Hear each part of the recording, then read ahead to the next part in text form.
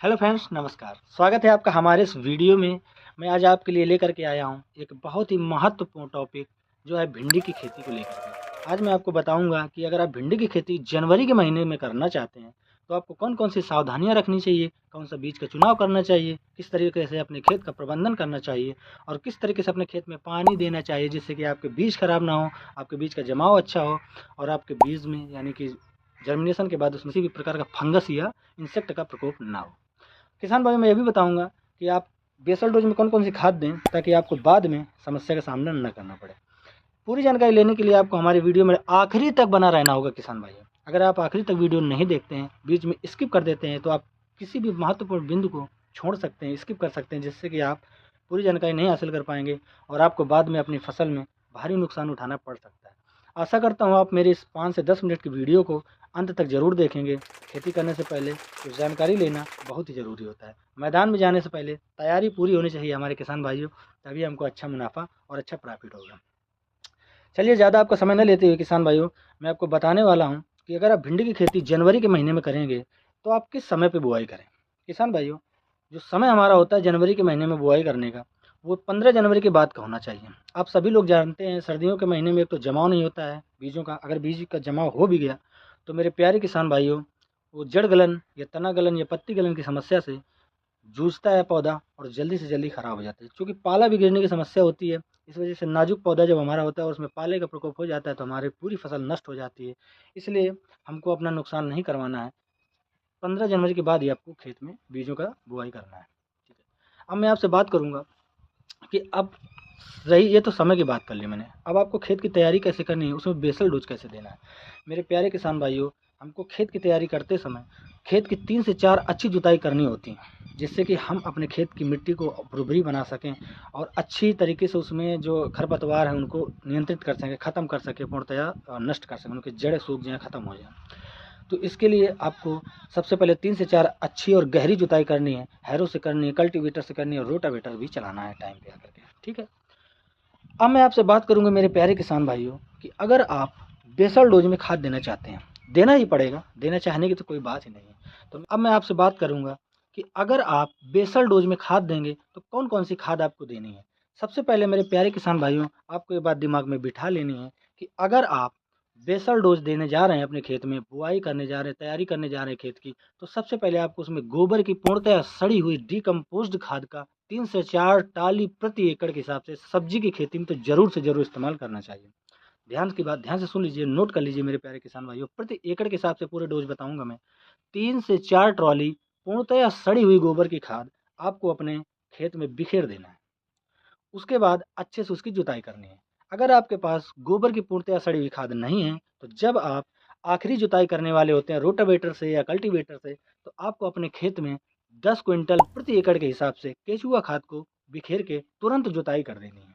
इस तरीके से अगर आप उसमें कार्बनिक खाद यानी कि जैविक खाद डालेंगे तो आपके खेत में जैविक खाद का अच्छा रिजल्ट मिलेगा। अब मैं आपसे बात करूंगा रासायनिक खादों में कौन कौन सी खाद आपको अपने खेत में डालनी है। प्रति एकड़ के हिसाब से मैं डोज बताऊंगा मेरे प्यारे किसान भाइयों, आप नोट करते चलिएगा। तो जब आप रासायनिक खाद का इस्तेमाल करेंगे अपने खेत में, तो आपको जो सिंगल सुपर फास्फेट होती है उसको 50 KG single super phosphate SSP के नाम से जो आती है, उसको पूरे खेत में एक एकड़ में बिखेर देना है। साथ में आपको 35 किलो डीएपी 35 केजी डीएपी उसको भी अपने खेत में बिखेर देना है। 35 किलो या 30 किलो पोटास जो आती है, रेड पोटास, लाल पोटास, उसको भी अपने खेत में 30 से 35 किलो पूरा बिखेर देना है, यूरिया के साथ मिला करके। यूरिया आपको कितना इस्तेमाल करना है, यूरिया भी आपको 20 से 30 किलो यूरिया स्टार्टिंग पे ही डाल देना है। किसान भाइयों, स्टार्टिंग यूरिया डालना इसलिए ज़रूरी होता है ताकि जब पौधा आपका जर्मिनेट होता है, उसको स्टार्टिंग से ही उसके जड़ को नाइट्रोजन की पूर्ति होती रहे, ताकि आपका पौधा ग्रोथ अच्छा करे, इम्यूनिटी पावर के साथ आगे बढ़ता रहे, सर्दी का प्रकोप भी कम हो, मजबूत पौधा उगे। ठीक है। इसलिए आप नाइट्रोजन 20 किलो आपको 30 किलो सिंगल उसमें पोटास में मिला करके फेंक देना है अपने खेत में। उसके साथ में आपको रीजेंट पाउडर लेना है।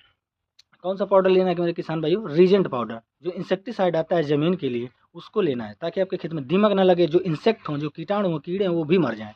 ताकि उसका इस्तेमाल करना बहुत ज़रूरी हो जाता है, क्योंकि अगर आप उसका इस्तेमाल नहीं करेंगे तो आपके पौधे पता चले जड़ फोड़ें और नीचे से उसको कीड़ा काट दे, जड़ जड़ कटा जो होते हैं, तो उसको भी मारने के लिए हमको उसमें कीटनाशक का इस्तेमाल, जो दानेदार कीटनाशक आता है, खाद के साथ मिला कर फेंक देना है।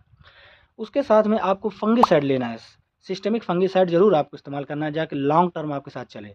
जो सिस्टेमिक फंगिसाइड होते हैं उनको ले करके आपको मैं नाम भी बता देता हूँ। जो आपको कार्बीफ्यूरान नाम का एक आता है, कार्बिक इंसेक्टिसाइड, और दानेदार भी होता है। आप खाद के साथ मिला करके अच्छे से उसको अपने खेत में बिखेर सकते हैं। इनका इस्तेमाल अगर आप करते हैं तो आप देखेंगे कि आपके खेत में किसी भी प्रकार की प्रॉब्लम नहीं आएगी। इनको सबको फैलाने के बाद आपको एक अच्छी सी जुताई कर देनी है, 2 से 3 बार, जितनी बार आप अच्छा से जुताई, जब तक आपका खेत अच्छा न दिखने। बात आती है कि हमको बुआई करने के लिए बीज की आवश्यकता होती है, वो बीज कौन कौन से चुनने हैं। उनके लिए जो सबसे अच्छा होता है वो एडवांटा का राधिका होता है। क्योंकि एडवांटा का जो राधिका होता है वो बीज बहुत ही अच्छा माना जाता है। मैंने इसमें बहुत रिसर्च करके निकाला है। एडवांटा कंपनी का राधिका या नामधारी कंपनी के कई सीड आते हैं, वो भी आप ले सकते हैं, या फिर आप वीएनआर के भी सीड आप ले सकते हैं। अच्छी कंपनी के सीड हैं उसके। तो इन कंपनियों की, किसी भी अच्छी कंपनी के जो आपके एरिया में अच्छा चलता हो, सस्ता हो, ज़्यादा महंगा भी ना आपको पड़े, ऐसा सीड का चुनाव कर लेना है। और उसको चुनने के बाद आप चाहे तो उसको जर्मिनेट करके अपने खेत में बुआई कर सकते हैं। जर्मिनेट कैसे करना है उसका वीडियो में चाहे तो आप यूट्यूब में सर्च कर लीजिए। अगर आप कमेंट में कहेंगे तो मैं कमेंट में आपको बता दूंगा। और अगर आप चाहें तो डायरेक्टली भी बुआई कर सकते हैं। अगर आप थोड़ा देख रेख कम करना जानते हैं, पहली बार बो रहे हैं, तो मैं चाहूँगा कि आप डायरेक्टली ही अपने खेत में बुआई करें। अपने एक्सपीरियंस की बात बता रहा हूँ। ठीक, अगली बार से आप चाहें तो जर्मिनेट करके बो लीजिए। ज़्यादा जल्दबाजी मत करिए, 1-2 दिन का समय ज़्यादा लगेगा, लेकिन आपका जो बीज का नुकसान होगा वो नहीं होगा, उसके चांस कम हो जाएंगे। इस तरीके से आप बुआई करिए। बीज को चुन लिया आपने। अब मेरे प्यारे किसान भाइयों, अब बात आती है कि बुआई करने का तरीका कौन सा होना चाहिए आपका। बुआई करने का तरीका भी तो हमको पता होना चाहिए। तो मेरे पास 3 तरीका हैं, जहाँ तक मैंने एक्सपीरियंस किया है, जानकारी हासिल की है। 3 तरीकों से भिंडी की बुआई की जाती है। प्यारे किसान भाइयों, पहली विधि तो होती है, सबको पता है, क्यारियाँ बना करके। छोटी-छोटी मेढ़े रख करके क्यारियाँ बना ली जाती है खेत में। क्यारियाँ बना करके आप उसमें बुआई कर सकते हैं। और 5 से 6 इंच के अंतराल में आप भिंडी की बुआई कर सकते हैं। दूसरी जो विधि होती है मेरे प्यारे किसान भाइयों, मेड़ विधि होती है। मेड़ विधि में क्या होता है, जब मेड़ विधि से आप बुआई करते हैं तो उसमें एक मेड़ बना लीजिए, उसे हल से मेड़ बनती चली जाती है। उस मेड़ में आप वीडियो इसमें फ़ोटो में देख सकते हैं। मेड़ बनाने का तरीका ऐसा होता है, इसमें दोनों साइड में, जैसे आप फ़ोटो में देख रहे हैं, इस तरीके से आप पौधे 5 से 6 इंच की दूरी में लगाते चले जाइए। एक तो ये दूसरी विधि हो गई। तीसरी विधि ये होती है कि आप बेड बना करके कर सकते हैं। बेड बना के करने में क्या होता है, 3 फीट का एक बेड बनता है मशीन द्वारा। उस बेड में आप चाहें तो मल्चिंग भी कर सकते हैं। भिंडी के लिए मल्चिंग पेपर अलग से आता है, आप उसको मंगा करके मल्चिंग भी कर सकते हैं, निराई गुड़ाई से बचाव करना है अगर तो। या फिर आप उसमें डायरेक्टली अगर निराई गुड़ाई करना चाहते हैं तो ऐसे ही आप उसमें बो सकते हैं। उसमें ऐसे ही बोने के लिए आपको 3 से 4 इंच के अंतराल में 4 बीजों की लाइन या 5 बीजों की लाइन आप देख लीजिएगा, 4-6 इंच के अंतराल में कितने बीज आपके लग रहे हैं। मेरे ख्याल से 4 से 5 बीज लगते हैं। वो आपके ऊपर निर्भर करता है कि आप कितनी दूरी पे बोना चाहते हैं। तो 4 से 5 इंच की 6 इंच की दूरी में अगर आप बोना चाहते हैं तो उसको नाप लीजिएगा, और एक बार में जितनी लाइन बन जाए उतनी ही लाइन लेते चले जाना है पूरी बेड में, और ऐसे ही बीजों को बोते चले जाना है। इस तरीके से आप बुआई कर सकते हैं। ठीक है। अब मेरे प्यारे किसान भाइयों, बात आती है कि बीज की बुआई करने के बाद आप उसमें पानी कैसे देंगे, जिससे कि आपका बीज का जर्मिनेशन जो है बहुत अच्छा हो और आपके बीज खराब ना हो। क्योंकि सर्दी का मौसम है, बारिश होने के भी चांसेज होते हैं। साथ में क्या होता है कि धूप भी नहीं निकलती है। तो पानी कितना देना और कैसे देना है, तरीका क्या होगा पानी देने का। देखिए, अगर क्यारी विधि में आप पानी दे रहे हैं मेरे प्यारे किसान भाइयों, तो आपको कुछ नहीं करना है। क्यारी विधि में जब आप पानी देते हैं तो क्यारी विधि में क्या होता है, पानी आपको जैसे क्यारी में छोड़ दिया पाला से, पानी पाला में भर रहा है, पलिया में भरता चला जा रहा है। जब आखिरी में पहुंच जाए, पूरी पलिया भर जाए, भरना नहीं उसको, बस पानी हो जाना चाहिए, बस बंद कर देना है। इस तरीके से आपको पानी देना है, भरना नहीं, बस वहाँ पानी हो जाना चाहिए। दूसरी मेड़ विधि होती है। मेड़ विधि में आप क्या कर सकते हैं कि जो नालियाँ होती हैं मेड़ के चारों तरफ, उन नालियों में आधा आधा पानी भर देना है। आधा मतलब जो ऊपर की तरफ भरती, जैसे पानी ऐसे भरा तो भरने के बाद ऊपर को उफनेगा ना, तो उफने में आधा भर जाए नाली, बस उसके बाद बंद, पूरी नहीं भर देनी है। इस तरीके से आपको नालियों को भरना है। जो बेड विधि होती है, तो बेड विधि में क्या करना है कि आपको बेड में 2 अंगुल जब ऊंचाई में पानी बचे भरने को, बस बंद कर देना है, उतना ही भरना है नालियों को। इससे क्या होगा कि जो आपके नालियाँ या बेड होंगी, जो मेड़ होंगी, वो अपने आप ही पानी सोखती चली जाएंगी और पूरी गीली हो जाएंगी, पर्याप्त नमी हो जाएगी, आपके बीज जर्मिनेशन हो जाएंगे। ये मेरी गारंटी है। अब मैं आपसे बात करूंगा मेरे प्यारे किसान भाइयों कि जब आपकी फसल 8 से 10 दिन के उगने के बाद हो जाती है, तो उसमें आप कौन सी दवाइयों का इस्तेमाल करें, कौन सी इंसेक्टिसाइड का इस्तेमाल करें। क्योंकि वहाँ पर एक ज़रूरी इंसेक्टिसाइड का इस्तेमाल करना हो जाता है, क्योंकि वहाँ पर एक बीमारी आती है जिसको बोलते हैं क्या कहते हैं, रस चूसक कीट। रस चूसक कीट का हमला तुरंत होता है। जैसे आपकी फसल 8 से 10 दिन की हो जाती है प्यारे किसान भाइयों, उसमें रस चूसक कीट का हमला होता ही होता है। क्योंकि बहुत नाजुक पौधे होते हैं, धूप भी कम निकलती है, तो रस चूसक कीट हमला करते हैं। तो उसके लिए आपको प्रबंधन कैसे करना है, अब मैं ये बताऊंगा उसमें कौन सी दवा का इस्तेमाल करना है। तो प्यारे किसान भाइयों, जब 10 से 15 दिन आपकी फसल के हो जाएंगे, तो उसमें रस चूसक कीट को मारने के लिए एसिटोमिप्रिड नाम की एक दवा आती है, जिसका इस्तेमाल आपको अपनी फसल में स्प्रे कर देना है, जिसका इस्तेमाल स्प्रे के रूप में कर देना है, या फिर आपको उसकी जगह पे दूसरी इंसेक्टिसाइड का भी इस्तेमाल कर सकते हैं, जिसका नाम परफोनोफोस साइपरमेथ्रिन है। आप उसका भी इस्तेमाल कर सकते हैं।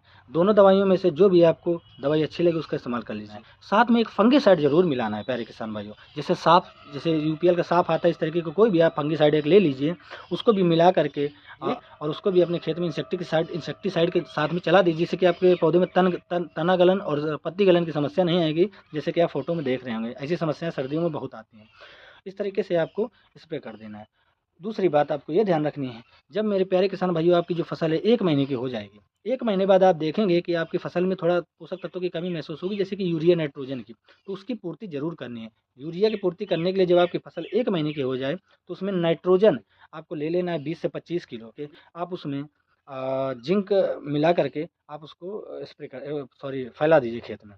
जिंक मिलाकर के यूरिया में उसको आप खेत में फैला दीजिए। जब आप खेत में बिखेर देंगे तो आपके पौधे में जो नाइट्रोजन की कमी है वो पूरी हो जाएगी, और आप देखेंगे कि धीरे धीरे आपके पौधे आगे बढ़ने लगेंगे, यानी ग्रोथ करने लगेंगे, और आपके फसल में किसी भी प्रकार के कीट का या आपकी जड़ों में किसी भी प्रकार के कीट का या फंगस का कोई भी प्रभाव देखने को आपको नहीं मिलेगा। इस तरीके से अगर आप खेती करते हैं मेरे प्यारे किसान भाइयों, तो आप देखेंगे कि आपको अच्छा मुनाफा होगा। आशा करता हूँ आप मेरे द्वारा बताई गई जानकारी को दिमाग में लेकर के खेती करने जाएंगे, जिससे कि आपको नुकसान का सामना नहीं करना पड़ेगा, और आप अच्छा मुनाफा कमा करके मुझे कमेंट में ज़रूर थैंक यू का एसएमएस भेजेंगे और बताएंगे कि आपने कैसे खेती की। अपने कुछ फ़ोटोज़ भी हमारे साथ व्हाट्सएप में शेयर करेंगे, अपना कोई वीडियो बना करके हमारे साथ व्हाट्सएप में शेयर करेंगे, जिससे कि मैं दूसरे किसानों को मोटिवेट करने के लिए उसको अपने वीडियो में ज़रूर दिखाऊंगा। आप ज़रूर अपना वीडियो बना करके मेरे साथ शेयर करें। आपसे मिलता हूँ नए वीडियो में, उसमें आपसे और एक नए टॉपिक में चर्चा होगी, और भिंडी में कैसे आगे प्रबंधन करना है, खीरा कैसे लगाने, तरुई कैसे लगाने, मैं सारी जानकारी अपने वीडियोज़ में देता रहूँगा।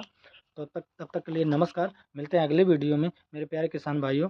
जय हिंद, जय भारत, जय जवान, जय किसान। धन्यवाद।